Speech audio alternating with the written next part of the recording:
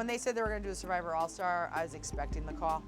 There's a lot of boring people that have done the show, and I know I'm like one of the people that's not boring. And so if they want to kick Friends' butt, they better put on a lot of the people that ain't boring. These are really stupid people I'm with. Richard's actually, I think, the only winner that's not boring, that has won. So Richard's not boring. Actually, Sean wasn't boring on ours, but I don't think Sean quit his CBS job. Rudy definitely wasn't boring. He was a blast to laugh at. Then as far as the other shows go, Lex was really fun to watch because he's so paranoid. Tom wasn't boring on TV, but I think a lot of what we saw on TV with Tom was a over-the-board Tom, you know, acting for TV. There's quite a few people that weren't boring. Jeff Varner wasn't boring. Alicia wasn't boring. Jerry definitely wasn't boring. You come here for one reason only is $1 million. If you don't win the $1 million, as far as I'm concerned, you're a big loser. So God forbid I should lose. You might as well just put two big L's on my forehead because I'm a loser double time. I'm the first one out because I'm the most outspoken. The reason our alliance was so well noted, it started at the beginning of the game and it stuck together at the end. 3 of us against the world. In a way, I'm glad Kelly won all those challenges in a row just to make so that the alliance went all the way to the end. Australia was a kicker when they put their house down in I mean, everybody knows it with any brain that there's flash floods.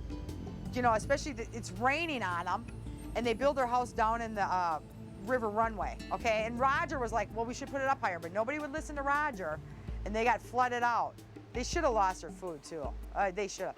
So that was like the dumbest thing. Africa dumped the water because it's too heavy. Oh, my God. We were like, that's the dumbest thing. I think to carry that much water plus our gourds filled is just a huge amount of weight. Over in Thailand, yeah, when they didn't tie the boat up and the boat floated away, I'm like, oh my God. They had to go swimming for their water. And then 6 burns their house. Now I gotta think back on 1. Did we ever do anything like so stupid? I probably did the dumbest thing was by letting the stingray hit me in the hand. I was your friend at the beginning of this, really thinking that you were a true friend.